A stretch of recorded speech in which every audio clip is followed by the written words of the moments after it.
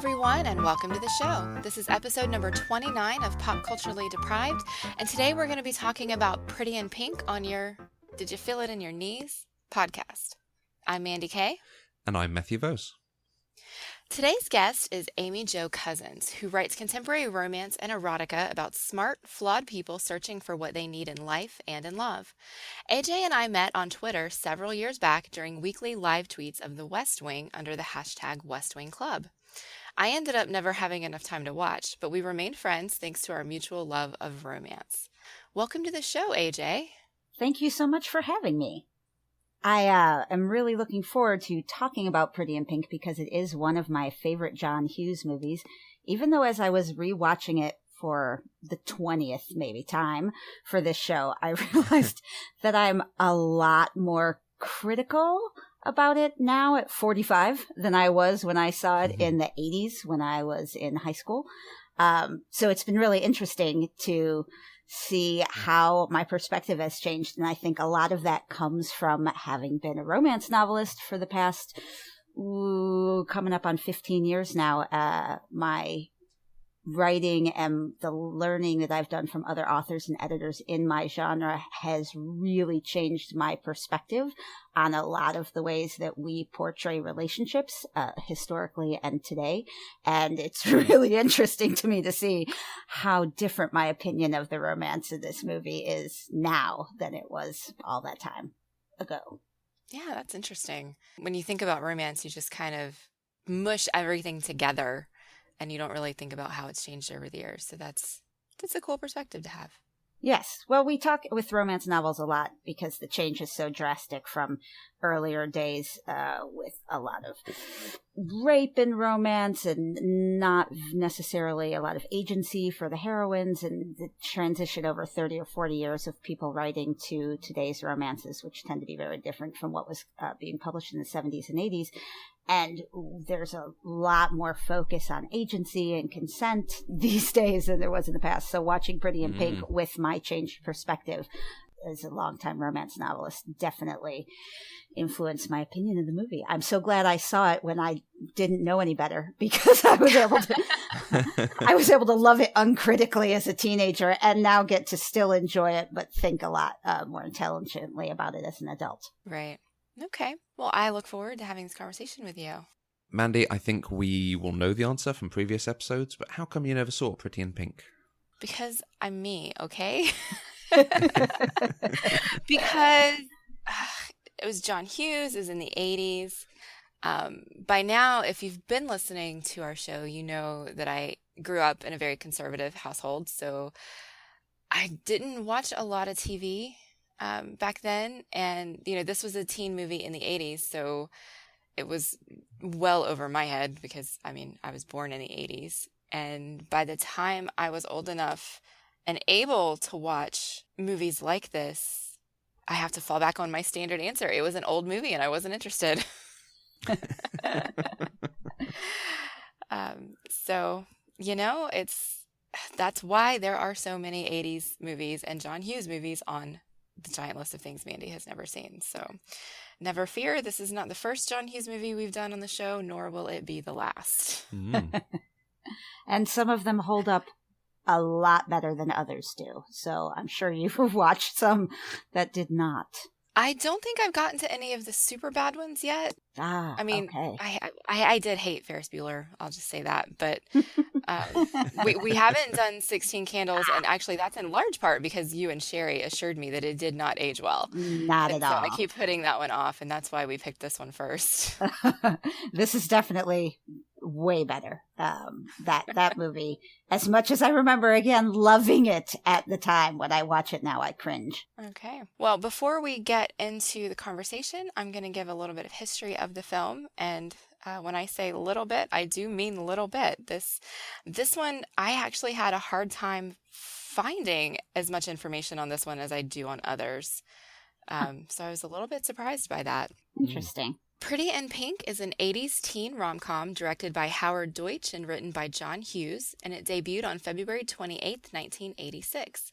With a $9 million budget, it grossed over $40 million, making it the 22nd highest grossing film in 1986. This was Hughes' final collaboration with leading lady Molly Ringwald, though she almost didn't get the role that was written for her. Deutsch wanted Jennifer Beals. In another universe, we may have had Charlie Sheen play Blaine and Robert Downey Jr. play Ducky. Ultimately, those roles went to Andrew McCarthy and John Cryer. And if you haven't seen this movie, I am going to steal the brief synopsis directly from IMDb, where they wrote, a poor girl must choose between the affections of her doting childhood sweetheart and a rich but sensitive playboy. And honestly, I'm not really sure that's what this movie is about, to tell you the truth. I mean, that's one way of looking at it. Yeah, I guess that's like the tiniest piece, except she was never choosing between Ducky and Blaine because Ducky was never a choice for her, so. Exactly. He's not a doting friend so much as a borderline stalker. And that rich playboy wasn't particularly sensitive either. Pretty much a brick of insensitivity. Oh, I didn't think so. I liked Blaine. I kind of feel like Blaine was the best character in the whole movie. Well, apart from Iona. Iona is definitely. I think Blaine was the best teenager in the movie. If you compare him to James Spader, then yeah, he's sensitive. Yes. He's weepy and delicate. But he's such a gaslighter. We don't need to jump into it right here, but he constantly lies to her about what he's done. He says, you didn't believe in me. I never stopped believing in you. And that's blatantly not true. I mean, that's not even remotely what happened. So I think because he speaks softly and sort of tucks in his shoulders and ducks his head a lot and looks down and doesn't sort of glare in her face the way the other guys in the film do, that he comes across as sensitive. But the first thing he does is take her into an environment where he knows people are going to be mean to her. The first person who talks to her at that party is hideous. The next person who talks to her at that party is hideous. The third person who talks to her is hideous. And he just sits there and eventually sticks up for her a little bit. But he's not nice. If he were nice, he would say, this is a horrible place for you to be, and I've brought you here. Let's go. I clearly have lingering resentment about Blaine. Okay. Okay, so just hold on to the soapbox. It sounds like you might need it later. So. Yes.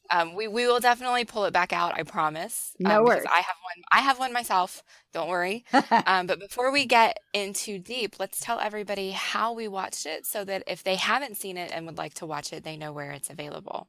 In the UK, it wasn't on any streaming services, so I watched it on Sky Cinema. And I rented it on Amazon because I used to own the VHS tape. But apparently VHS tapes are no longer a thing, so I don't even know where mine is. But yes, you can rent it on Amazon. Okay. It is also available on Amazon Prime and Hulu in the United States. So I got to pick because I am an entertainment glutton and pay for all of those stupid services. So, getting into it, Mandy, when you sat down to watch this, what were your expectations for the film? I thought I would like it. I certainly didn't think I would love it, but I thought it would be a fun teenage movie about, girl meets boy, girl falls in love with boy, there's some sort of conflict, and then they end up happily ever after. And generally, I am predisposed to enjoy those kinds of movies. Nice. We know some of this, but the cast and some of the crew for this film are they're pretty big people in Hollywood. So what's your previous experience of John Hughes, Molly Ringwald, Annie Potts, John Cryer, and James Spader? Well, we've been through John Hughes before if you listen to the Ferris Bueller episode. So obviously I can add Ferris Bueller to that list now. And also, Breakfast Club. Those two are the only two like Brat Pack movies that he's super famous for that I'm familiar with, and now Pretty in Pink. And then some of the surprising movies that he's done. He did Home Alone, he did Beethoven, and he did Made in Manhattan. And so I have seen those movies, having had no idea that they were John Hughes movies, and they don't resemble a John Hughes movie in any shape, form, or fashion, which is fine. Molly Ringwald, I knew her from The Breakfast Club, and I always knew she was kind of like the 80s darling, even though I wasn't super familiar with her actually being in these movies. And then she was the mom on The Secret Life of the American Teenager, which was an awful TV show on ABC Family that everybody was really obsessed with. Okay. I have not heard of that one. It was on, years ago. And it was awful. It was the show that gave Shailene Woodley her start too. So Okay. yeah, it was terrible. Terrible, you guys. It's about a 15-year-old girl who gets pregnant and has the baby, and then her experience in high school. And Molly Ringwald is her mom. Uh-huh. John Cryer, I only know him from Two and a Half Men. He's always, always, always going to be that guy from Two and a Half Men for me. Yeah. James Spader, I am familiar with him in a larger sense of just kind of being aware that he is a thing. I think he may have been on Ally McBeal at some point, Yes. but I'm not sure about that. Or was it Boston Legal? Or both? Boston Legal with William Shatner. And half the cast on that are previous Star Trek people. That's basically what made me watch it, and then I realized it's not my kind of thing. Yeah, but what I really, really know James Spader from is the movie Secretary. Uh-huh. With Maggie Good Gyllenhaal. Film. Yep.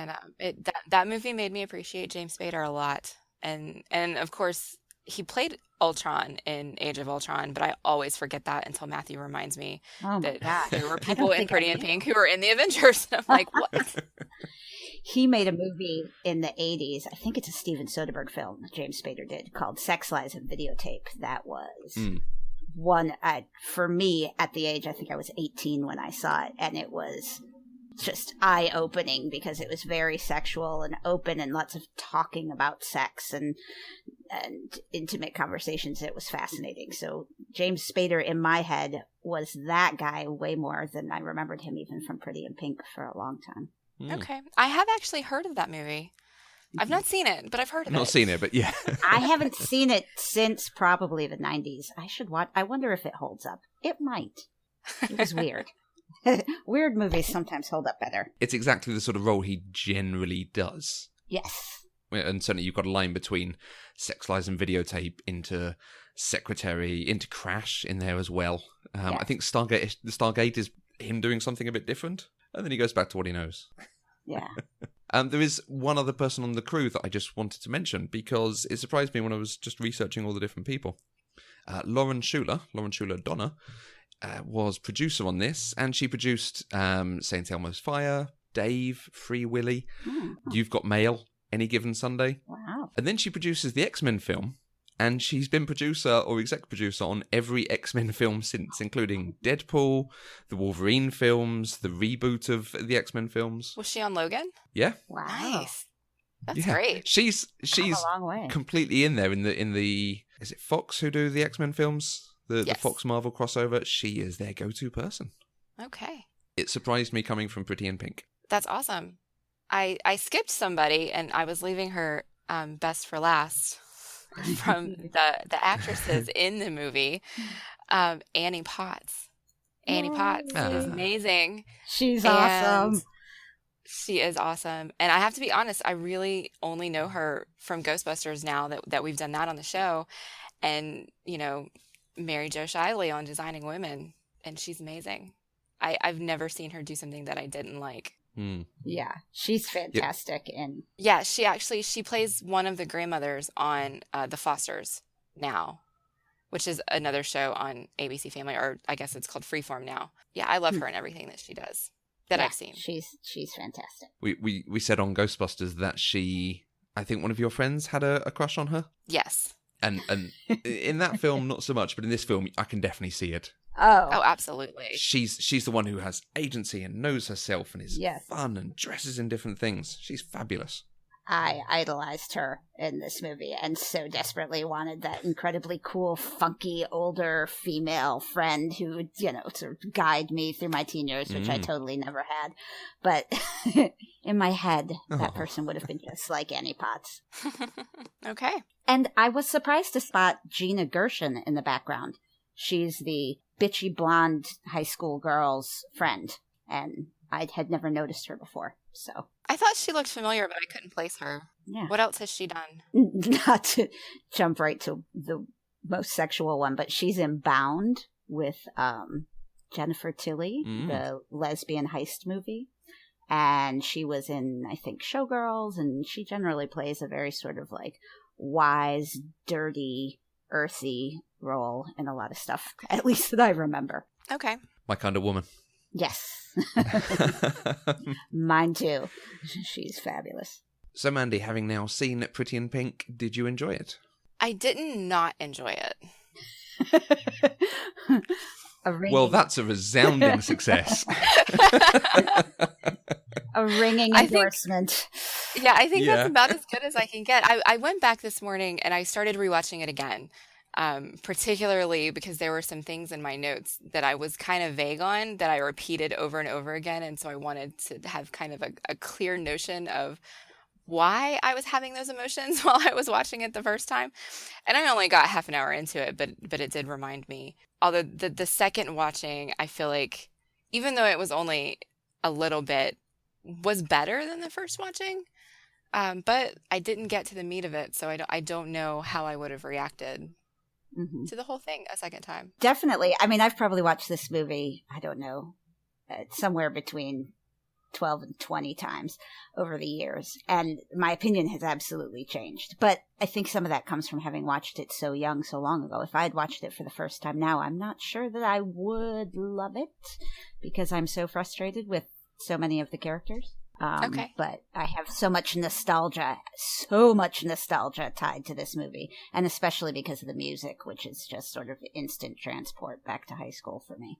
I think that's fair, and I think the soundtrack of this was pretty important. In fact, one of the reasons why I was having trouble finding production information is because if you go to the Wikipedia page for this movie, most of it is about the music and the soundtrack, and not about the movie at all. But I'm not particularly a fan of 80s music, so it just kind of went right over my head. I don't think it really holds up very well either, sadly, the music or the movie. It's one of those things where I still listen to it and I love it because of the nostalgia, but I don't know that I would keep listening to it if it was new music I was hearing today for the first time. Okay. But I know this film made so many of those bands' songs famous. It was definitely a powerhouse as far as people buying and listening to the soundtrack. Well, it's interesting, though, because the two most memorable songs from the movie weren't even on the soundtrack. Otis Redding's A Try a Little Tenderness was not on the soundtrack. Yep. And honestly, that's the only song that I actually remember from in the movie. And there was another one, but I can't recall which one it was. I just remember reading, and it was the two at the time that I could recognize, and the other ones were just like, oh, it was background noise. Well, the Otis Redding song is so memorable because that's a brilliant Ducky moment. one of the nice ones. Okay. We'll talk about that when we get to Ducky. How about that? Yeah. Yeah, it's a Ducky moment, that's for sure. Yes, it is. Mandy, you said there were a couple of things you wanted to clarify or get detail on for your notes. Which of those? What were the things that stood out to you? So the first thing that I was thinking of when I was watching this movie is the question kept popping up: is this Andy's story or is this Blaine's story? Because even though it's obviously told from Andy's perspective and her point of view, the person who changes, the person who has character development, the person who is fundamentally different at the end of the movie than from the beginning of the movie is Blaine. Andy's still the same. Ducky's still the same. Steph is still the same. And so for me, I feel like it's Blaine's story that we're watching through Andy's eyes. That's an excellent point, with the caveat that I actually don't believe Blaine particularly changed, because I don't believe his entire speech at the end doesn't work for me at all. But you're right that he is the only person who hasn't even attempted changing in the character arcs. The other ones, you're absolutely correct. They don't change. They just become more, at least for Andy, becomes more confident in what she already believed about herself. So right. It's not so much a development as a solidification. Okay. So, well, I think this is probably a good place for you to pull that soapbox back out about Blaine. So tell me why do you think he didn't change? Why do you think that he was gaslighting her and that he was just being essentially a dick? Because he's rewriting history. That speech he gives to her where he says, I never stopped believing in you. You stopped believing in me. It's just not what happened. he is the one who stopped answering the telephone when she called. He asks her to prom, which for me doesn't really work as like a big movie plot point because I never even went to my prom. So when they put all that drama on it, I just think, eh. But he asked her, and then he blew her off. And then he lied to her about why he was blowing her off. And so when he says that she stopped believing in him, I can't match that up to reality at all. She never stopped being willing to go with him. He was the one who totally just, what do they call that now? Ghosted on her. He ghosted on her. And when she called him on it, and it's one of my favorite things about Andy's character, as much as it's, I think she maybe does it too much too. She's so eager to confront people all the time. But she calls him on it the same way that she calls everybody else in the movie on their various different issues. And he basically just caves. And so if his idea is, I never stopped believing in you is, look, I put on a tux and I came to prom. Look at what I've done. I'm so unimpressed. And the idea that she's the one who's at fault and that he's displayed some sort of steady and unchanging love for her throughout this entire, 3-day relationship just doesn't work for me at all. So although theoretically he's changing, I just don't see it because he's still lying to her at the end of the movie. If he had stood there and said, I screwed up. You're right. I stopped believing in us. I caved to the pressure of my friends, and I have come to realize that they are assholes, and I shouldn't have done that, and I'm here to apologize and say I'm the one who screwed up, and I hope that you'll take me back. That, to me, would be change. The way he presents it, I just think, oh, he's going to make her crazy for the rest of the time that they're together, always telling her that he's done nothing wrong, and she's the one who messed up. I saw that. No, I totally get you. I do. I can see that. I interpreted it differently, and it may be just because of how I wanted it to be so badly, because in my opinion, Blaine is the only bearable character in the whole movie. And so I was looking at it as he was acknowledging that it wasn't really him who gave up on her. He was following the whims of his friends. Yeah. And so he didn't want to not go with her. He didn't believe those things about her. He just was choosing his asshole friends over her.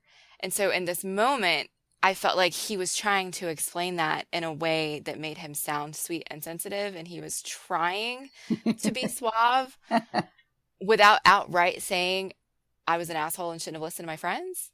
But that may be me projecting what I wanted him. No, I think that's what I believed originally when I saw it. I think, and it's probably decades of romance novel that make me want a clear grovel from the hero after he's screwed up so badly. And this is not enough groveling for me. Well, he did. I mean, because he did say, I guess now you're going to want me to apologize or something like that. And I was like, wow, that's a dick thing to say. Yeah. Like, Yeah. What? Yes, in fact, apologize. That would be the adult thing to do. Yes, and actually I had to, I rewound that part to listen to it again because my reaction and Andy's reaction were so opposite. I was like, she didn't react to that at all. Did I hear that right? Uh-huh. And I did hear that right. She just, I'm not quite sure what they were trying to do there. If it was, he was trying to be funny and she was trying to be mature and self-aware, and that's what the writers were trying to do. But it did fall a little bit flat, and I can definitely see where the soapbox comes from. Yeah. Well, and to put it in context, it's the 80s, and our standards for what a, teen movie hero needed to do were pathetically low, as far as how decent a human being did you need to be to get the girl. Not very decent. Not at all. Just, slightly less awful than the other choice. So, in comparison, yeah, I guess he wins. But yeah, it for me at the end of the movie did not work. Did not make me love Blaine. Okay, I think that's totally fair. But for sure, if you have to choose, he's the only remotely acceptable choice compared to the other men in the movie. So, I would absolutely pick him over anyone else. Well, yeah, so that then moves us very nicely on to Ducky. And there's been some proper reactions to Ducky when we've mentioned this on Twitter, with people coming out and saying he seems to be the best thing in the film. Which, as you can hear from my voice, I'm saying slightly quizzically, because he's the best thing in the film. Yeah. If you watched it in the 80s and you have not watched it in a long time, that's absolutely how you will remember him. I think if people rewatch it now.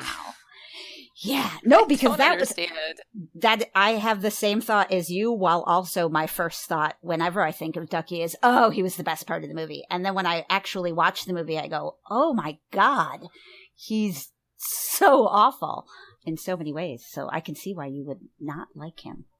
Yeah, I was honestly shocked by how many people. I don't think, Matthew, correct me if I'm wrong, but I don't think there was a single person involved in the conversations on Twitter who did not like Ducky and who did not want Andy to end up with Ducky in the end. Ah, so you're putting me on point so that if we've forgotten someone, they have a go at me about it. Yes. But no, I think you're absolutely right. No one came out and said, "Oh, yeah, he's a giant jerk" or something. But just watching it and his affectation of being slightly out there and slightly weird and kooky, and it's just all so much. Calm down, kid. Be nice. Yeah, well, okay, his personality doesn't bother me. I like him. I like him being weird, and, you know, the way that John Cryer expressed that he portrayed him was, you know, as just more of an effeminate man. And I know a lot of people say that it comes across as if Ducky were gay, but John Cryer did not intend that in the way that he portrayed him. And there are people in the world who are like Ducky, who are kooky and wacky and have this awesome fashion sense. I will give him that. But, you know, who talk weird, and I did really like that he knew that he loved Andy. He didn't hide from it at all. You know, in a lot of romantic comedies, when you've got the best friend who's in love with the lead, it's always this hidden thing. It's never talked about. It's just something that's in secret. It's turmoil. It's stressful. Ducky owned that. Yes. And so for that, I have to give him credit. As a person, if you take Andy out of it, I like Ducky. But the reasons I don't like him are the way that he reacted and treated Andy. Absolutely. Going to her job and pulling the alarm. The Multiple first time, times. it's kind of funny, but then you figure out that he's doing it specifically so she can't talk to Blaine. Yeah. And then he keeps doing it. And then he's like, you know, he's trying to be funny because he doesn't think he did anything wrong. But then he's like, you need to have that door checked out because I had to open it 5 or 7 times for that alarm to go off. Yeah. And I'm like, you were clearly doing this on purpose at her job. So you're not only interfering with her personal happiness, but you're interfering with her job. That's not okay. Mm-hmm. Well, and then the phone calls, the hanging out outside your house, hanging out outside your boss's house when you're visiting her, the telling her what to do and telling her he can't respect her as a person if she chooses someone, you know, else other than him. Oh, his whole speech about her going out with Blaine, like, I was out at that point. I mean, I was already highly annoyed with him at this point, but it was completely uncalled for. I mean, he doesn't know this person, and his reactions to her actually had nothing to do with Blaine and had everything to do with the fact that he wants to punish Andy for not being interested in him. Yep. And that makes him a really terrible human being. Yeah. No, I think that, you know, at the age, again, I'm watching this movie through so many different filters. I loved him when I was a teenager. I was so mad that he did not end up with Andy at the end of the movie when I was a teenager.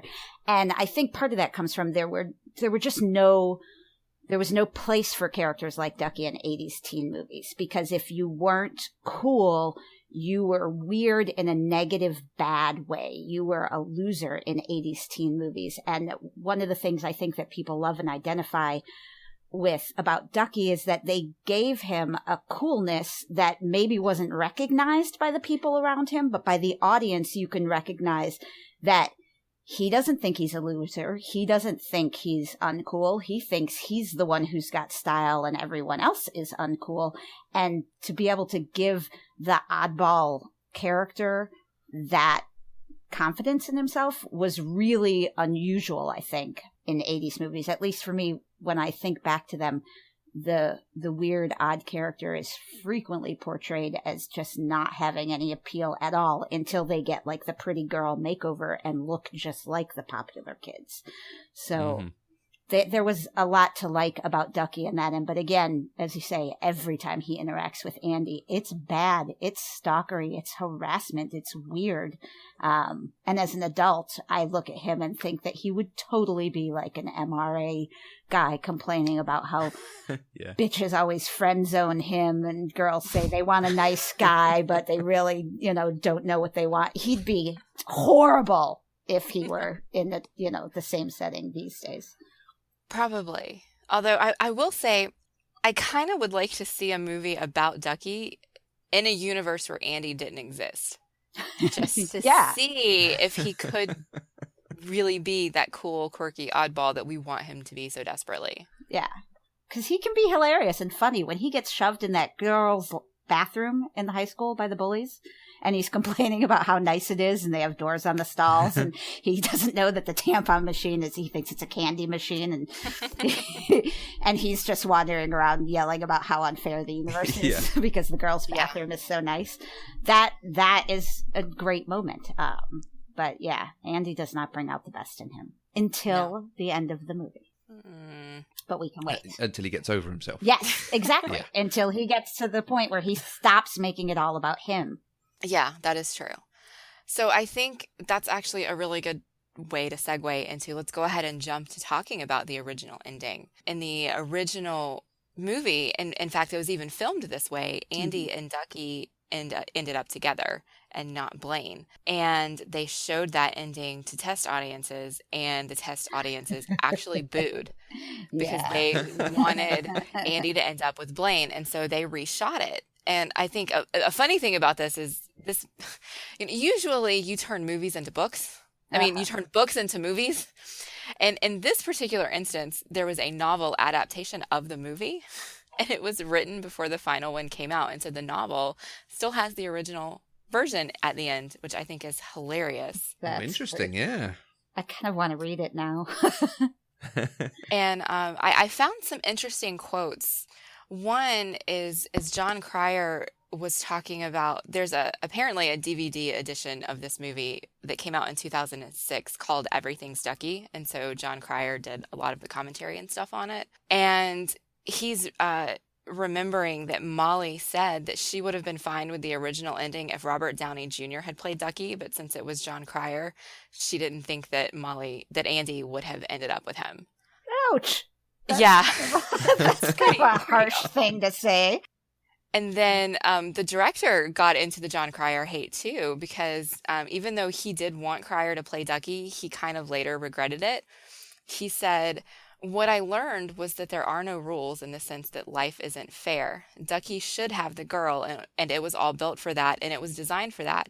And I could have ended that way had I not fucked with one thing. I cast John Cryer." Oh, man. Wow.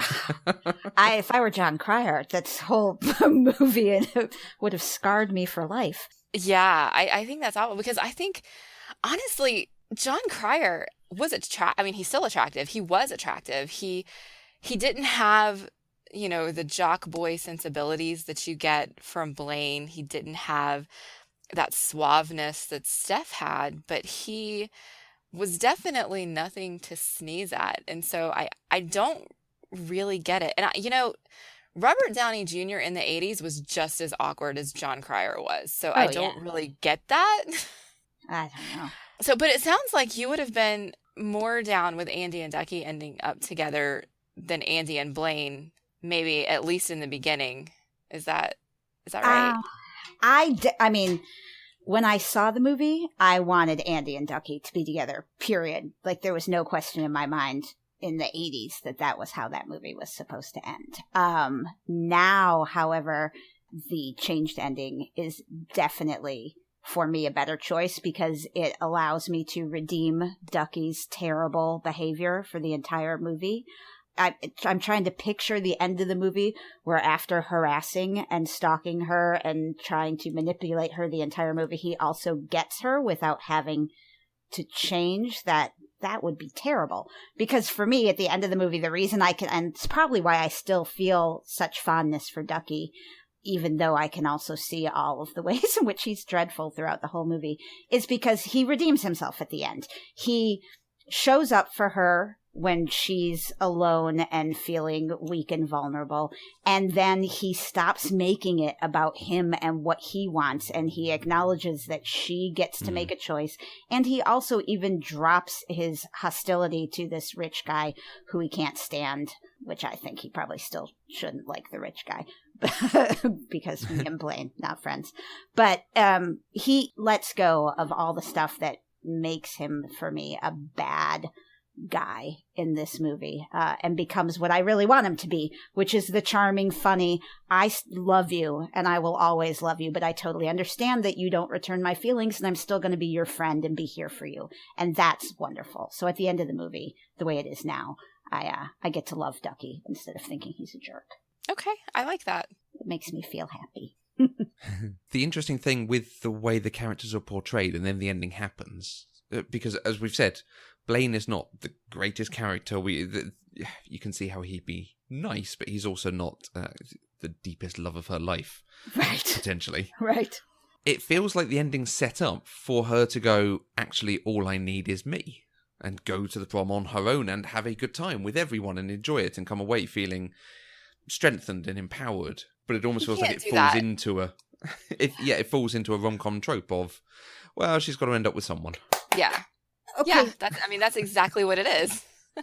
And this is why you have to watch Some Kind of Wonderful. Okay. But, Is that a spoiler? It's not, because you won't have any idea to whom it applies, because everything is Okay. mixed up. But Okay. John Hughes does eventually get to the point as a filmmaker, which apparently only took him another 12 months, where he really deepens his thought process about what teenagers, should see as their options and their choices. So, because you're right. I think that would have been a great ending for this movie. I am a rom-com girl. I want the girl and the boy live happily ever after together. And so that's usually, if the movie is set up to be a rom-com, that's going to be my expectation, and I'm not going to want it to be any other way. If I go into it knowing that it's not a rom-com per se, then I would more likely be okay with that kind of ending. I mean, because I'm all about girl power and, like being self-aware and understanding that you don't need a boy to define you. But that's not what a romantic comedy is. And so when my expectation is that I'm going in to watch a romantic comedy, then I want her to end up with one of the boys, assuming I like the boys. And in this case, I did like Blaine. But apparently I am the only person in the whole universe who likes Blaine, so. No, but you're right. I just watched some movie, what was it called? How to Be Single, with the woman from 50 Shades of Grey, maybe? Is that, her name's Dakota something? Johnson. She's in a movie called How to Be Single with Rebel Wilson. And it's super cute, but in my head I thought it was a rom-com. And at the end of the movie, it did not end the way I thought. And like you said, had I had the right expectation, I would have said, yay, girl power. And at the end of the movie, I was kind of like, aw. But yeah. But there were all kinds of cute guys in that movie. Like, we couldn't find one. Any of them? You're right. The expectation definitely sets sort of what you need from the ending of the movie. Yeah. So I take it back. I don't want Andy to go to prom by herself. I've just looked it up. It's got Alison Brie in it, so I'm down to watch this. Although it's got Alison Brie in it, so no one's going to end up with anyone. Yeah. I don't think any of her films or shows she ends up happy with anyone. Ah, well, you'll be going into it with the right expectations. Yes. Okay. Okay. Well, Matthew and I were debating something, and I would like you to weigh in on it, AJ. Yes. When Blaine and Andy have their first kiss, is it a good kiss or is it not a good kiss? Oh, well, I think the fact that I cannot specifically remember the kiss despite watching the movie approximately 48 hours ago would mean that I don't think it's a particularly awesome kiss. Which, when do they first kiss? Is it on that first dreadful date night? It is. It's the last thing they do. Yeah. Oh, when he invites her to prom. Yeah. And she sort of steps up and kisses him. Yeah. Yeah. Well, I mean, I do like that. That works for me because I like when girls and women are portrayed as sort of receptively waiting for a guy to kiss them. So that now I'm remembering the moment. That did work for me. I don't remember it as being particularly hot, though. I just remember it as being her expressing this kind of, oh, I do like you after all. Okay, I wasn't sure, but you're redeeming yourself to me now. Okay. But I just think it's interesting because my reaction to that, if you look in my thoughts doc, is I actually wrote down, that's a nice first kiss. And then Matthew was like, that kiss was so awful. And I was like, well, I didn't think so.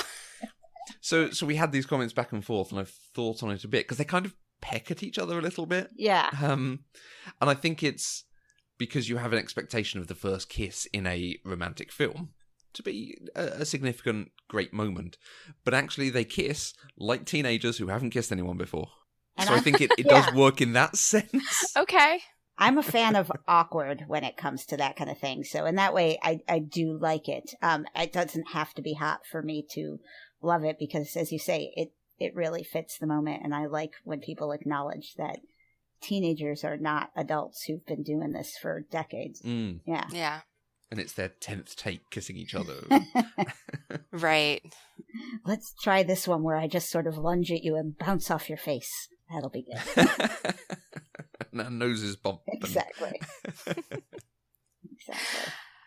All right. Well, we've spent a lot of time talking about Blaine and Ducky. So I want to shift the conversation a little bit and talk about Andy and Steph because I see them as being very, very similar to one another. And I wanted to see what you guys thought about that idea. Do I need to explain why I think they're very similar?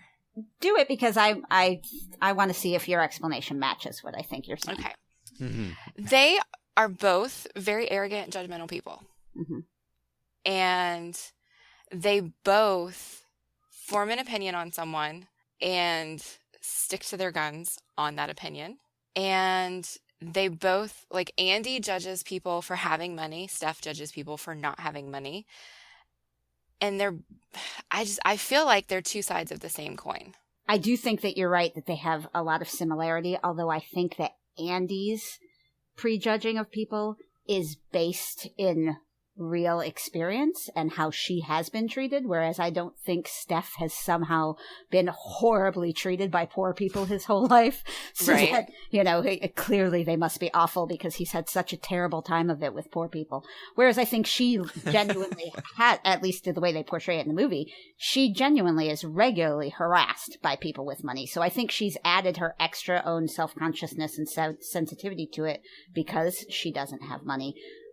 But she's also coming from a place of real experience where she's been treated terribly. So her defensiveness is not simply based on assumptions. It's based on, yeah, you've already done this to me 20 times. I'm not going to sit here and take it for the 21st. But Steph is probably one of my favorite characters in this movie. And not because he's a good person. I mean, he's sort of out and out bad guy the entire way through.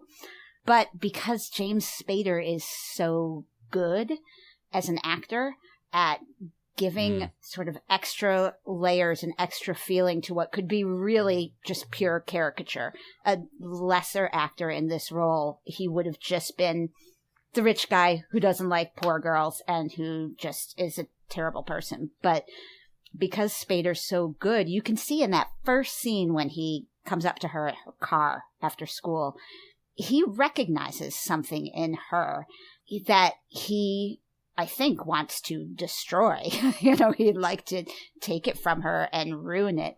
But that he recognizes, I think, that she believes in her own worth. And I think he doesn't believe that about himself. He recognizes deep down that he's a pretty worthless guy. And I think he's really frustrated by the fact that someone who he sees as being lesser than him actually is more confident in herself than she is. So whereas he could just be the creepy rich dude who's just going to run around and hate poor girls and hit on them, I always get this terrific sense of Steph in this movie as being motivated by this kind of vulnerability that he's never going to admit, but that he really does know deep down how worthless he is. And they have Blaine say that at the end, which is sort of the beat you over the head moment of it, when Blaine's like, she thinks you're shit. Deep down, you know you're shit, or whatever he says. But you already got that if you're watching James Spader in that role. Like, that's been clear the entire movie without anyone having to say it out loud. And so I love the Steph character, even though I hate him. James Spader almost didn't get the role because he came in and when he auditioned for it, he was so reprehensible that the director, whoever was casting, was repulsed by him. And then they realized that that was the character, and that's why he got it. And I think he did nail it. Yeah. But when he's on the screen, you just want to watch him. Yeah. Even though you hate him, Yeah. you just want to watch him. And I think part of that's the hair, but part of it is just his presence. Yeah. He was fantastic, He's magnetic. even though he was awful. Apparently also, and I think it's James Spader who I read this about, that he's like near blind without his glasses, and he can't wear contacts for some reason. So when he's playing a role where he can't wear glasses, he said that just sort of everything is a blur. He can't even see the face of the actor standing across from him. So he's sort of acting into the void with all of his roles where he's not wearing glasses, which must be just a peculiar experience. That's interesting. Yeah. But yeah, He's pretty great. He's fantastic. Okay, so the last talking point I have on my list is I want to talk about the train track imagery that we get in this movie, because it's there a lot. And it made me a little bit uncomfortable, and I don't know if that's just a sign of the times, or what. I mean, because usually train track imagery is going to be, oh, well, one of the characters is from the wrong side of the tracks. And it was just kind of beat us over the head with the idea that Andy's poor and that her family is poor and she's different from everybody else. Yeah. Did you pick up on that? Am I just being like overly critical? Oh, I don't think so. No, I think that was pretty heavy-handed. Absolutely. Okay. It was definitely a wrong side of the tracks vibe, which is a little disingenuous. I mean, as much as I love John Hughes, and I grew up in the Chicago suburbs, and all of his movies are set in the Chicago suburbs. So when you see at the beginning of the movie, the Elgin garbage truck or whatever that is, Elgin was, not far from where I lived. So I recognize this environment seriously. But realistically speaking, when you talk about areas of towns that were separated by train tracks and have, sort of the quote unquote bad area on one side versus the quote unquote good area the other town. In most towns where that happened, that was a racial divide. It was not necessarily, I mean, I'm sure there were towns where there were poor white people versus rich white people. But when I was watching this movie, I was reminded of how incredibly white John Hughes movies are. And when the train track imagery happens for me, it seems a little calling forth sort of that idea of the wrong side of the town without really acknowledging that in most places that wrong side of the town was the black area of town and a poor area of town. And there's no acknowledgement of race in his movies at all. Like, I think I made a note at one point that I think there's one non-white actor in this movie, and it's the elderly Asian man who walks up to Ducky and just stares at him while he's stalking her outside of Iona's apartment. And that guy has a Fu Manchu mustache and is like a complete caricature. And I, as far as I can remember, that's the only non-white character in the movie. No, I think you're right. So it's not a very terrific representation of the world. And the train track imagery is kind of obvious. I completely agree that it's definitely something that he's not great at in his films here, and does gradually improve as he goes on and makes more films. Yeah. The only thing I was going to say about Steph is I think the film's trying to do something quite clever, because, Mandy, I think they're quite similar people as well. but they're trying to show that she has to work and look after her father and work hard in school and put up with all these rich bitches. Mm-hmm. But he can just be a rich kid of Instagram, swanning around doing whatever he wants. So she's doing the thing of working twice as hard to get half as far as he is. Absolutely. I don't know. I don't particularly like Andy, if you guys haven't picked up on that. So I think that's why one of the main reasons I want to equate her with Steph is because I don't like her. And I see in her a lot of the same things that I see in him, just, for different reasons and different motivations. But you're right. That was a good way of putting it, working twice as hard to get half as far. But I feel like she put some of it on herself, I feel like. Mm-hmm. And I don't know how to say this without feeling like I'm victim shaming. And so I'm going to try to tread carefully here. But, her interactions with the other girls in this movie, I will say up front, those other girls are reprehensible. I mean, they are like mean girls to the max, and I don't understand. I was going to say, when I was watching this movie, I was going to say, I don't think that's realistic. I've never in my entire life had somebody treat me for no reason the way that these girls treat Andy. And then I remembered that's not actually true. I did have one person in my life who was very much like, what was her name? Benny? Yes. So I did have a Benny in my life for a couple of years in high school, and it was awful. Would in class randomly lean over and talk about my clothes, pick on me, make fun of me, whisper, point, all of those sorts of things. Ugh. So I did have that happen, but it was only one person who was leading it. It wasn't like everybody. And so I was feeling like that was also a little bit heavy-handed, but then Andy's reaction to it, at first I appreciated because she wasn't engaging and she was telling the teachers, oh no, I'm fine. They're not doing anything, whatever, which I get. That's partial self-preservation because you don't want to make it worse. But then she would do stuff like she did in the gym scene and be like, oh no, wait, teacher, guess what? I do think the same thing, and these girls are terrible. Even though we didn't get to see what she actually said, we get the gist of it. And so for her to do stuff like that, and she did it out of spite, but you saw the look on her face. Mm-hmm. And so I feel like some of it she does bring on herself by being that way. But at the same time, they're mean and horrible people to her. And so sometimes, I guess she did sum it up perfectly in the movie when she said sometimes she just has a temper and she loses it because she can't stand to see what they do. And so I guess all of that is for me to say I'm very conflicted about Andy, and I like her and I don't like her all at the same time. How about that? Yeah, I think Nice. that's absolutely fair. And I think that that's good writing for her character as opposed to the mean girls, who are poorly written because they're not characters, they're caricatures. So that's bad writing on the mean girl end because there's nothing to those girls except their meanness towards her. We get no detail about them that gives you any kind of context for them.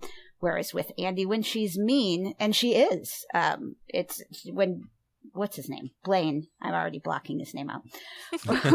When he comes into Trax, the record shop, and he's buying the records so that he can talk to her and flirt with her or whatever. And she makes that crack about, does he want to pay with the American Express Platinum card? It's a mean little dig about this guy who hasn't actually been mean to her. So she's definitely flawed where, she's carrying that resentment over to people who have not yet been mean to her. Mm. But she's also, I think, portrayed as sort of the character who's trying to get beyond her own prejudices. She, verbalizes at some point in the movie, am I supposed to not like them just because they're rich? Because isn't that the same as them not liking me because I'm poor?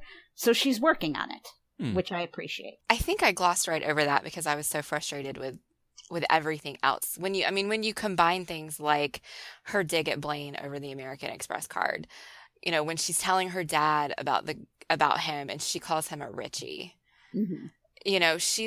she's got these deep-seated prejudices against people who have money, regardless of whether they've done anything to her or not. And so I was having trouble getting past that to see more. Yeah. But you're right. Well, it is something she acknowledged and she is trying to work on, which I think I have to give her credit for.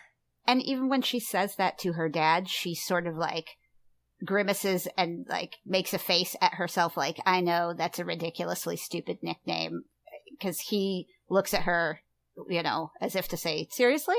That's what you're calling people now? And she knows that that's not particularly appropriate or fair. But I think I just love Andy, aside from the fact that my best friend in high school was a redhead who wore a lot of pink. Which is funny. Every time I watch this movie, I realize I'm sort of slotting my friend Christine into that role. We were neither of us nearly as cool as Andy was sartorially. Not even close. But I so enjoy her constant focus on calling out what is really happening in scene after scene after scene. Even as she, I think, takes it almost too far in a way where, part of what allows humanity to continue to exist is that we don't always call each other out on everything, because otherwise we'd have to kill each other. You have to let some things slide, and she never lets anything slide, ever, which is a strength and a weakness. But I really do appreciate that she's written where when, John Cryer says, hey, you're going to be a person I can't respect if you do this, that she calls him out on how not okay it is what he says to her. And she calls out Blaine when he's trying to say, oh, this is just, I don't know what you're talking about. She insists on making him say things. She calls out her father. She calls out the principal. She pretty much calls out everyone. And that really works for me, even as much as I think it is not a trait that would serve her well through the rest of her life if she can't sometimes let things go. Mm. So you had mentioned up top that one of the things that you've seen in the transition of, or I guess the evolution of romance over the decades, is the agency of the main character. And my feeling on watching this is that Andy has a significant amount of agency, which is unusual, particularly for a romantic comedy. Double that it's a teenage romantic comedy, and then it was made in the 80s. Yeah. But I also got the impression that maybe there were some things about this that you thought weren't quite so great. And I wanted to ask you about that, or did I misunderstand what you were saying when you were talking about that and then kind of inserting Pretty in Pink in there? I'm trying to think how I would phrase it differently I'm not sure I know how to respond to that. Okay. What did you think I was saying? Because maybe I was saying it and I'm just not. It felt like you were saying that Pretty in Pink is one of those where there isn't agency and that it falls into more of the problematic aspects of romance. And maybe that was just because of the Ducky and Blaine stuff and not particularly Andy. But it was during the conversation, during the part where you were talking about heroines having agency. And so I just wanted to circle back around to that because I feel like Andy has a tremendous amount of agency. And I wanted to see if you were seeing something there that I'm not seeing. No. I think that is why I liked the movie a lot in the 80s, is because I do think that, I think you're right. I think she does have a lot of agency. And I think that was not typical at the time, especially for girl roles in movies. And I'm probably only even thinking about Molly Ringwald roles in teen movies in the 80s. And I think this is a movie that gave her a lot of that, where we didn't necessarily see it. I know you haven't watched 16 Candles yet, and because we tell you how awful it is, but the whole point of that movie is that she's waiting for a boy to like her the entire movie. She's just basically waiting and has been waiting to turn 16 and then have a boy kiss her. And there's just her whole dream of her life is that she would get a car a Corvette or something and then get kissed by a cute boy. And that's literally all she's hoping for. Like that they give her nothing else as a character. Whereas in Pretty in Pink, they give her fashion interests. They give her the taking care of her father thing, as messed up as that relationship is. They give her a lot of control of her own life in this movie. And I think that is why I liked it so much when it came out. It felt really different. Okay, so let's move into our favorite moments, because even though we have been very critical of this movie, I think at least AJ and I have favorite moments. I don't know that Matthew does. I definitely do. Maybe he can come up with something. I think it's significant that there's two characters we haven't really talked about yet, and this is basically where they come in. Iona and her father. Ah. Yes. So Yeah. Iona is the character played by Annie Potts, and she is freaking amazing. I love her. I kind of want to be like her a little bit. Oh, until the end, which I understand the point they're making, but Well, so I have thoughts about that, and I was scrolling back through Twitter trying to figure out who it was, but somebody specifically asked what I thought about Iona's arc, especially at the end, and I do have thoughts. So Iona is amazing, but Iona is also a woman who is not growing up. She is still very much stuck in the past, I think, which isn't really evidenced as much until you see her dressed up in her prom dress with the nice giant beehive, swaying and hugging on Andy, and she's just like reminiscing and relishing and just talking about how she wishes she were still young, and you know that she wishes you were born old, and you get younger as you go on. And so you kind of, you know, before that moment, she's just this amazing, happy-go-lucky, awesome person who just, she has her own style. She does her own thing, you know, and she's supportive of Andy and what Andy wants to do. And she's just great. But then you kind of start to think that maybe Iona has some issues of her own, considering her friends are still in high school. Iona strikes me as someone who makes terrible decisions about men. Just terrible decisions about men. Yes. And so in the end, while we don't actually get to see the events that occur that make these changes happen, in the end, she has met this man who seems to be well put together. And granted, I'm only saying this based on the brief introduction we had to him. You know, he's dressed nicely in a suit. You know, he's the exact opposite of what you would expect someone like Iona to be with. And so when she walks out at the end, dressed her age, you know, I mean, like she even says, "Oh, I look like a mom." Well, yeah, you do, but that's the age that you are. You know, it's okay. And I think a lot of people instinctively cringe here because it looks like she's changing for a man.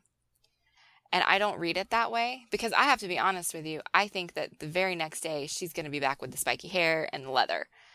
You know, I didn't read this as a permanent change. I read this as, this is a man who I really, really want to get to know. And so I'm going to do what I need to do in order to do that.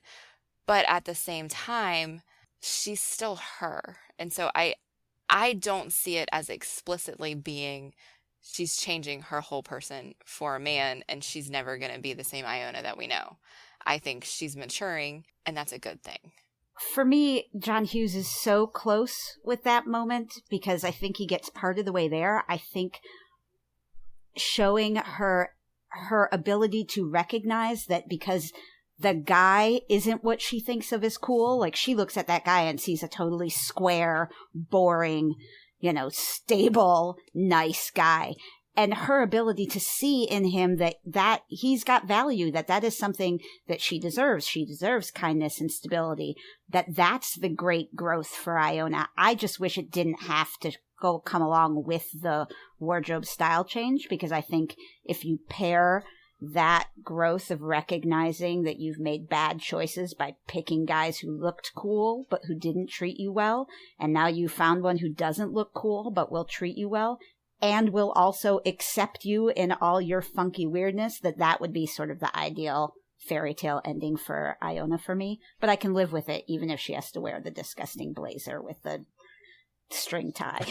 Yeah. See, I feel like, and honestly, this may just be me projecting what I want out of that story because I love her so much. I feel like that if John Hughes decided to tell Iona's story, that we would get that. That Then by I the end of that movie, she would still be with Terrence and he would be accepting her for who she is. And sometimes she would wear a blazer when they went out, and sometimes she'd have, a white wig with this crazy dress on. Um, and I would be super happy then. yes, That's perfect. that is my headcanon for Iona. I adopt your headcanon as the actual thing. That for sure. That And totally- then my favorite Iona line, honestly, was when she was in the club and Ducky was there, and Ducky says, "Know what an older woman does for me?" And Iona goes, "Changes your diapers." And then Ducky follows it up with the most amazing thing. He says, "Touche." douche. Like, he's trying to say touche, but he's making a play on his little tushy. And I burst out laughing right there because, both of them, her line, his line together, it was perfect. I loved it. I couldn't decide if he was trying to be clever by abbreviating touche or if that's one of those words that maybe he'd only ever read and never heard someone said out loud, because I used to make that mistake all the time when I was a kid. Oh, yeah. I would mispronounce words that I'd only read because I read like a fiend, and then I would go to say words and have someone correct me, and that's always a little embarrassing. But yeah, no, that's a Oh, that perfect still one. happens to me, so. Oh yeah, I'm just not embarrassed by it anymore. Now I've just accepted it as the way of the world. Yes. Yeah.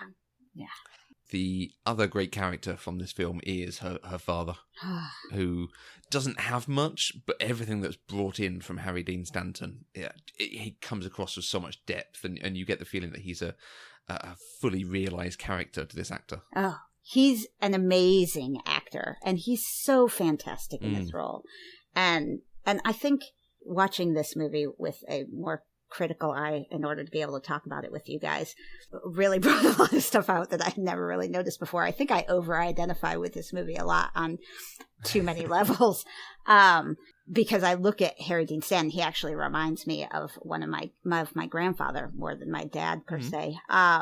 Because my grandfather was a blue-collar worker, was a carpet layer, and then when sort of the carpet laying industry dried up, when fewer people were installing carpets in like the 80s, 90s, the union still took care of their people and gave them sort of make-work jobs, but he sort of lost all of his, there's no self-esteem in being paid to sit around and do nothing.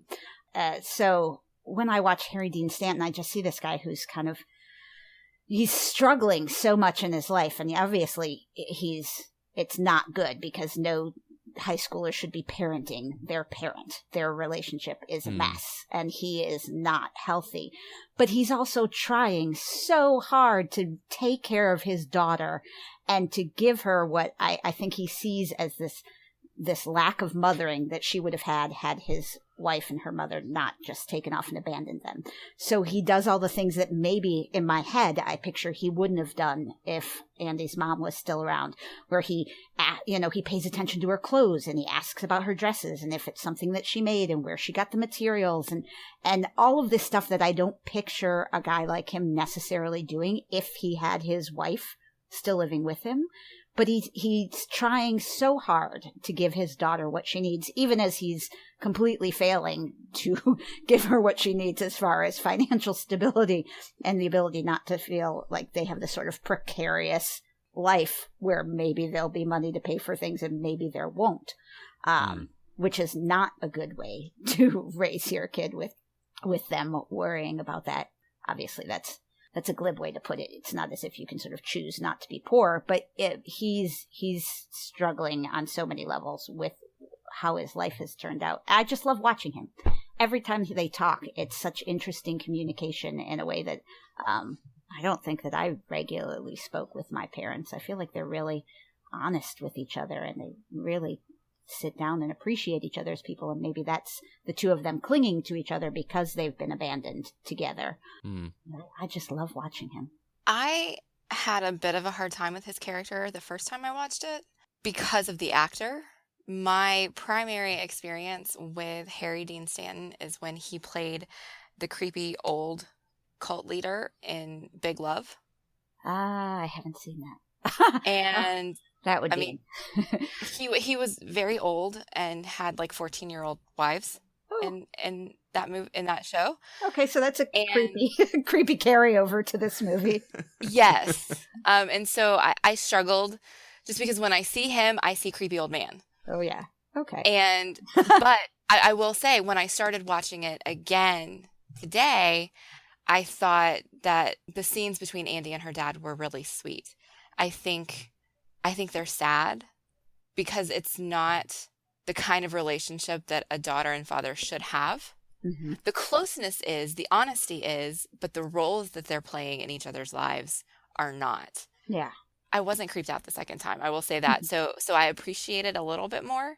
Yeah. But yeah, I struggled with that the whole way through the first time because all I can see was creepy old man. I have a really bad habit of equating actors with their characters Yes. and not being able to disassociate that sometimes, which is really terrible when your favorite doctor plays Kilgrave, Jessica Jones. But he's great. He is absolutely great. Yeah. But I have a really hard time with that. And so sometimes I do have to watch things more than once in order to appreciate the character that's actually on my screen right now versus what I've seen in the past. And when we're going through this process, sometimes that's not easy because I mean, we're watching one new movie a week, and on top of that, generally I'm watching, 5 or 6 episodes of television to get ready for our third Tuesday television episode too. And so I just don't always have time Right. to watch things more than once. But I feel like I need to see if I can figure out a way to do that because I think it would help my perception of some people and some characters if I could, because sometimes I just can't get past it. Oh, I have actors who I think I would be absolutely horribly rude to in real life because I'd be unable to separate them from their characters at all. I'm just convinced they're dreadful people, and I'm sure they're perfectly lovely. The woman who killed plays Mozart. Dolores Umbridge, maybe? Oh, yeah. No, she's clearly bad seed. Yeah. For sure. Okay. AJ, what are your favorite moments besides, I know you just did a whole segment on Harry Dean Stanton. Was there anything else that you really enjoyed? I do, and I think most of my favorite moments really are tied to Ducky's character, which is funny because, like I said, as I watch it now, I'm so angry with him so much of the time.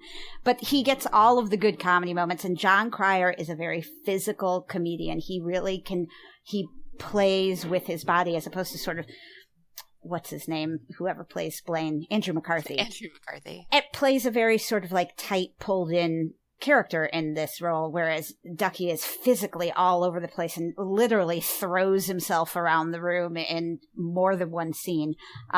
So between the girls' bathroom scene that I mentioned before, which I just thought was hilarious, and then the Otis Redding scene where he shows up in the record shop again, where he's being weird and kind of creepy, and I don't at all like about how Ducky constantly makes jokes with girls about getting them pregnant and having sex with them, because that's gross and weird.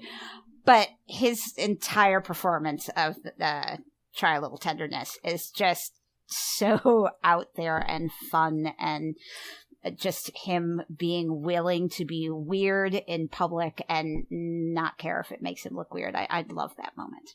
Well, I'm glad you finally brought that up because I was going to say we cannot have a conversation about Pretty in Pink and not talk about that scene. But I will say I knew that scene existed. You didn't like it? It wasn't what I expected. How about that? Because I didn't know what song he did the dance to. I knew he did the dance. When I went on vacation a couple months back on a cruise, one of the nightly entertainment things was essentially a John Hughes review. It was called On the Record, and it was about the Brat Pack movies, and it was basically they were all mashed together into like one cohesive story. And so like the jock dude's name was Blaine, and there was a character named Watts who I think is from Some Kind of Wonderful. Yep.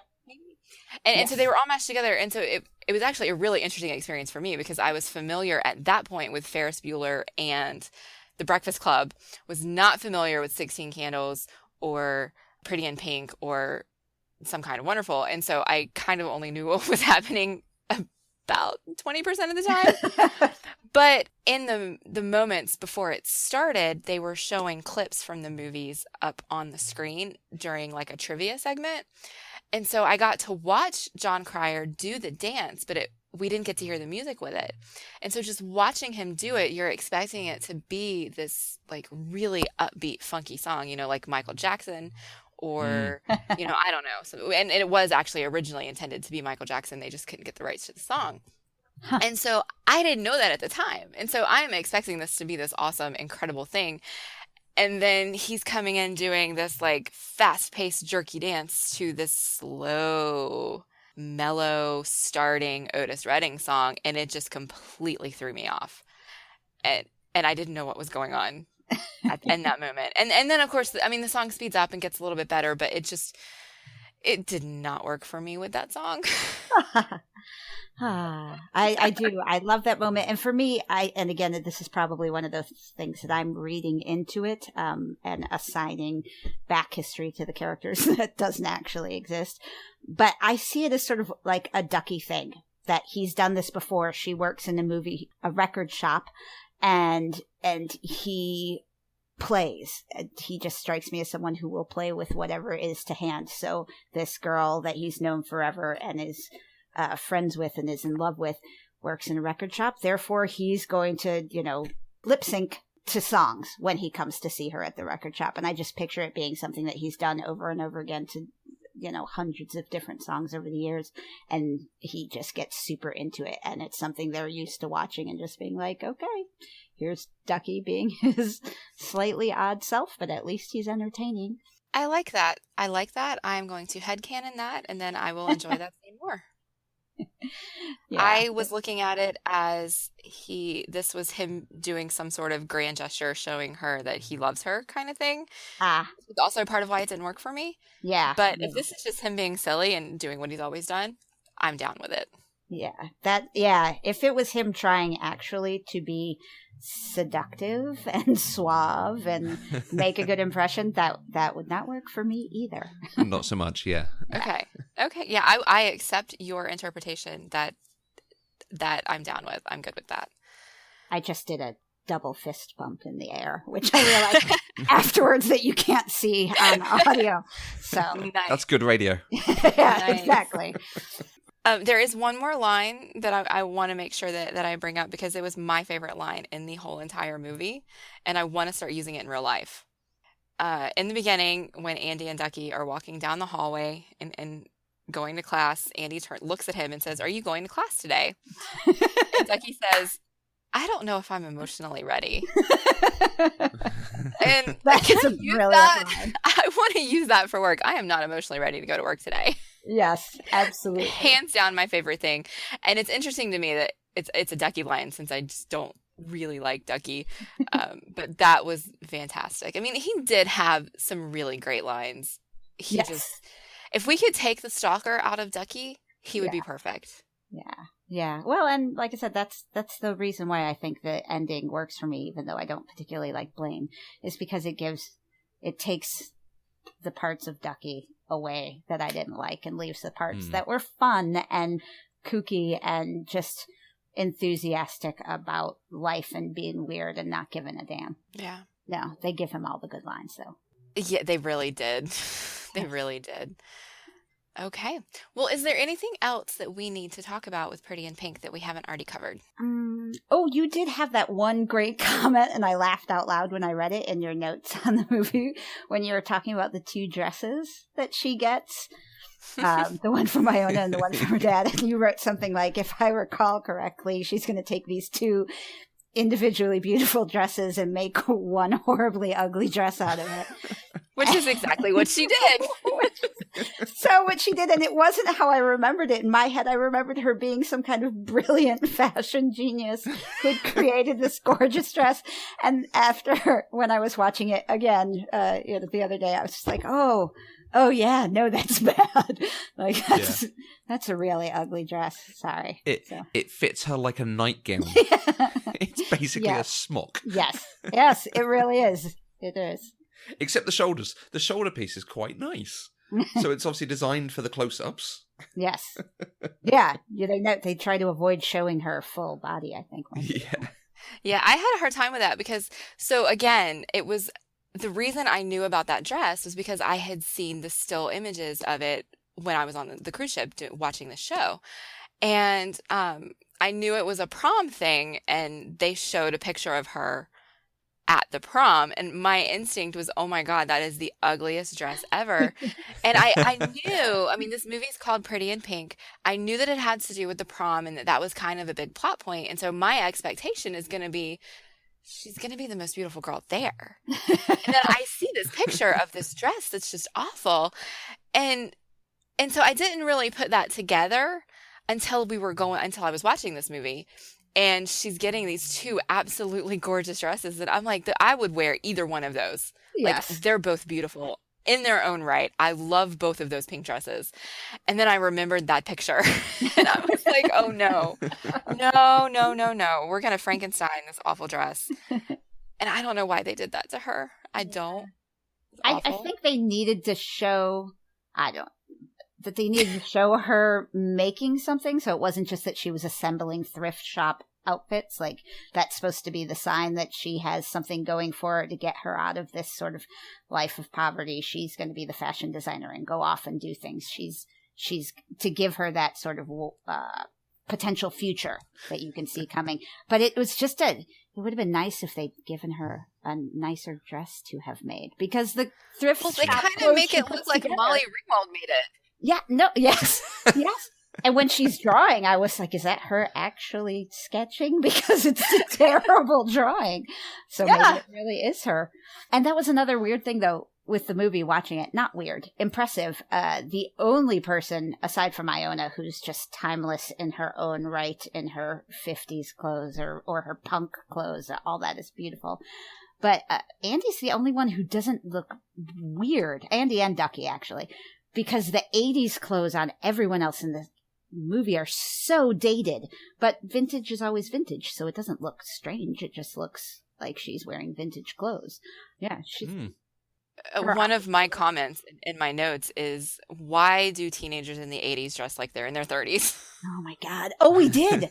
Oh my God, we did. Absolutely. Shoulder pads and the blazers and I think of the clothes that I wore, and they were horrible. Very large, overlapping, angled belts over huge sweaters and everything was like something that my mom would wear, honestly. In fact, my mom would borrow my clothes. So yeah, that was accurate. Sad, but accurate.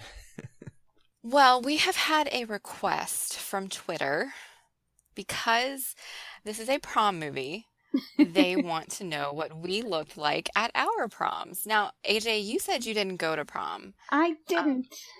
Did your school only have one prom? You didn't do a junior-senior prom? No, they had all kinds of dances. I was a very shy, sweet girl in high school, and I did not get asked to dances, except for one time. I was asked to prom by a foreign exchange student with whom I had never held a conversation in the entire course of the school year. And in my recollection, I had to retake the SATs or something the day after prom, so that was why I didn't go. But thinking about that over the last 24 hours, or less than, that may be the story I've told myself to make up for the fact that I didn't go to prom, because nobody really asked me except for this one foreign exchange student from Germany, I think it was, who I didn't know and was too awkward to say yes to. And one time I asked a boy to the turnabout dance, our heart hop, and he said no. So I think after that I just stopped. So I didn't go to any high school dances. None. Okay. You weren't missing much. I will tell you that. I did go to both of my proms. I actually went to 3 proms because, so I went to a very small arts. It was small at the time. It was an arts high school that was new. And so when it opened, it was only 6th through 8th grade. And then every year, as the 8th graders got older, they added a class. So the 8th graders, when the school opened, became the first freshman class Sure. as it became a high school. And so I started there my sophomore year, which was when the sophomores were the oldest people in the school. And so we had a sophomore semi-formal, which I do not have photos from. And then we did do a junior prom and a senior prom. And I did not have a date for either of them, but I have pictures that I'm going to have to pull out of an actual photo album and scan them to digitize them. But I will probably tweet them and maybe link to the tweets in the show notes, since folks are interested in our prom experiences. Matthew, I think you have a couple photos too. I have a couple, none from proms, because we don't have proms. we Silly had Brits. at my secondary school, age 16, we had a leavers ball. So I have a picture of me going to that with my date for the evening was a young lady called Teresa, and I'd said to her, "What colour dress are you wearing?" And she said, "Oh, I'm wearing a blue dress." So I got a nice suit, dark shirt, and a blue tie, a dark blue tie. Uh-huh. And I hadn't checked what sort of blue dress she was wearing, and she's got a sky blue dress on. Oh, So there's nothing about us that goes, despite my intent. Aw. but you tried. I tried. And then at university, age 21, I went to our leavers ball there, graduation ball, in fact, and I wore a tuxedo. So I have a picture of me in that, looking very young. So we will be linking to them in the show notes. Excellent. AJ, we have a big list of films that Mandy hasn't seen. Is there anything you would recommend or want to see that we should be adding to that list? Well, you already have Some Kind of Wonderful on your list, so that is definitely, that would top my list of recommendations of things to watch from sort of this era. It is, that is fantastic. That is a wonderful movie, and probably one of my first film crushes on a girl. So when you see Watts, who you saw in that thing on your vacation, Mhm. Mandy, yeah, just picture me watching the movie and going, "Oh, but she's so cute," the entire time. Okay. Do you have any recommendations that are maybe not 80s teen movies? Oh, in my head, that is all you review ever. Oh, okay. There are quite a lot of them, so. Yeah, no, I'm sure there's lots more. Let's see. Have you ever seen the movie Enchanted April? I've never heard of this movie. It is a lovely film. I am going to completely blank on who made it, but it has a very sort of Merchant and Ivory feel, although I don't think it's a Merchant and Ivory movie. But it is a period piece about these two London women who are very hardworking. It's sort of post-war. I'm going to say post-World War I, but I could be making that up. It could be post-World War II.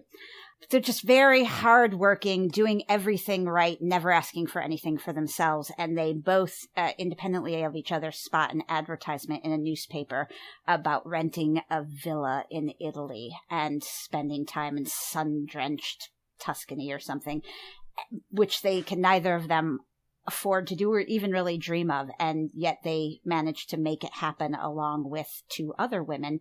And then it's the story of all of them coming to realizations about their lives and their marriages and what they want out of life, all in this gorgeous villa in Italy where everyone's sort of public facades come down. And it's a wonderfully charming movie. One of the most charming movies I've ever seen. Okay, that's. I think that's the chap who did 4 Weddings and a Funeral. Ah, I have also not seen.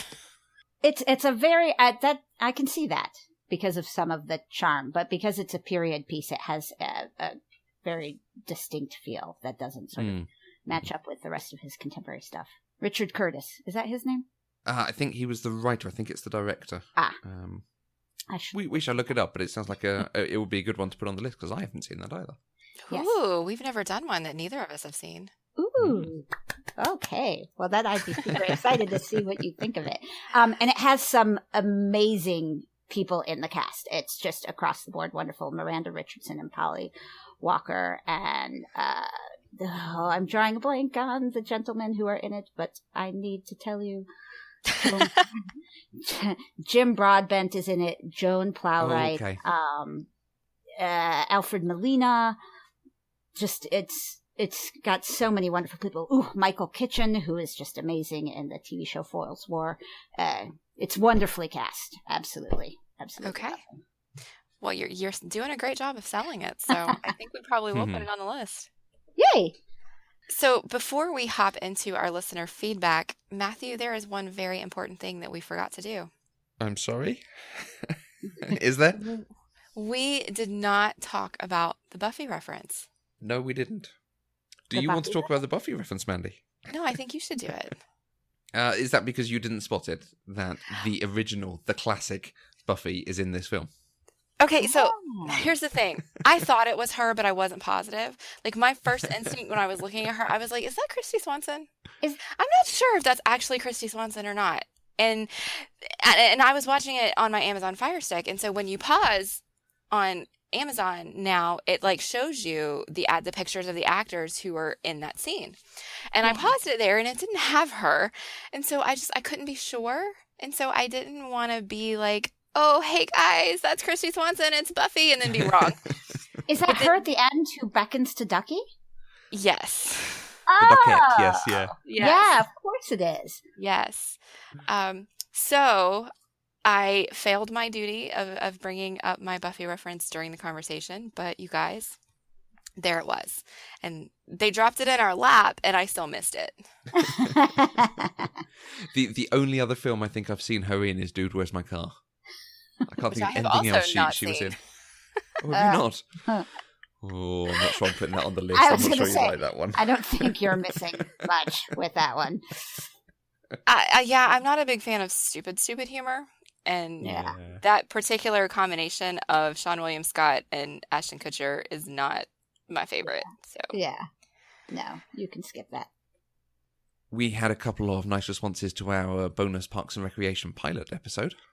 At Step Into My Kitchen said that she absolutely wants Mandy to watch Red Dwarf, but then again wants everyone to watch Red Dwarf.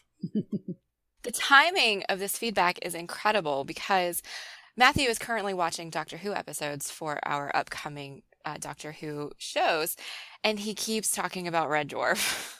Like every day or every other day, I get comments from Matthew about Red Dwarf. You know how I wanted you to watch Red Dwarf? Well, blah, blah, blah, blah, blah. And so I would say that this is probably going to come up sometime in 2018. Yeah. And the big sell that we found for Red Dwarf is, of course, there are only 6 episodes to every season. So it's really easy to actually watch them. And we could probably do, I think, 3 seasons per episode. Oh, that would be great. Episode. Yeah, that would be great. So I think, look for that in 2018, you guys. We also heard from @IUGirlJen, who said she's excited to introduce a co-worker to Eloquent Gushing and PC Deprived. The Parks and Rec episode is perfect because we work for the government in Indiana. That's amazing. And obviously the headcanon now is it's exactly like the show because that's filmed like a documentary, so it's 100% accurate. Jen probably is April, I would imagine, but her co-worker is clearly going to be Ron. Jen, you'll have to let us know what your coworker thought of that episode. The final piece of feedback we have is from @GypsyBookNerd about our episode on The Dark Knight. And she just wanted to tell Matthew that his Batman impression in that episode is fantastic and she loved it. Now, I think she was also asking for me to do Spike impressions, but in my accent, to differentiate what the London and the Southern accents would be like. Yes, I think we'll have to do a bonus episode that's just Matthew doing different characters that people like. You know what? I am down for that. Let's do that. This is on top of last week where I was doing my Southern accents for Aaron. Oh my. Okay. Well, golly, y'all. Well, Mandy doesn't laugh when I do impressions of Southerners. I do. I just do it silently and internally while I'm screaming. Well, if you want to get in touch and give us your comments on this or any other movie we've discussed, you can use the hashtag PCDeprived on Twitter. And we also have a brand new way for you to get in touch with us this week. We've had several folks tell us that while they're listening, they talk back to us. And so I wanted to give you guys a way to actually talk to us. So if you want to leave a voice recorded message, you can go to speakpipe.com/eloquentgushing and record a message that'll be sent to us. And we will link to that in the show notes in case you don't remember what that is. You can also find each of us on Twitter. I'm at Mandy K. And I'm at Matthew Vose. AJ, why don't you tell us how people can find you out in the world? I'm on Facebook as Amy Jo Cousins, and I'm on Twitter as @_AJ Cousins, because I'm an idiot and didn't know that starting your handle with an underscore was a terrible strategy when I joined Twitter. So now I'm just too lazy to change it. But I'm there constantly. Yes, constantly retweeting. You show up in my feed all the time, but it's great because I see things that I wouldn't ordinarily see. It's my favorite procrastination method. Me too. Absolutely. Yeah. Yes. And my water cooler, because, as a writer, I work at home. So if I'm not on Twitter or Facebook, I don't get to talk to anybody. So. Yeah, that's exactly what I use it for, to scratch the itch of things I can't discuss with other people. Pop Culturally Deprived is, of course, 100% funded by listeners like you through our Patreon page. Anything you can give, even $1 a month, it gives access to exclusive content and helps to support the network so we can develop new shows. To find out more, please visit us at patreon.com/eloquentgushing. If you want to keep up to date with the latest news and announcements, remember to subscribe to the weekly newsletter. The link for that is on eloquentgushing.com. And we talk about the upcoming episodes for each week, and we have announcements, polls, different things in each issue as well. We'll be back next week with another episode of Pop Culturally Deprived, where we'll talk about Clue with Lauren Shibben, the creator of The Bright Sessions. Until next time, I'm Mandy K. And we don't have a candy machine in the boys' room. Pop Culturally Deprived is an Eloquent Gushing production. For more information, visit eloquentgushing.com or find us on Twitter at eloquentgushing.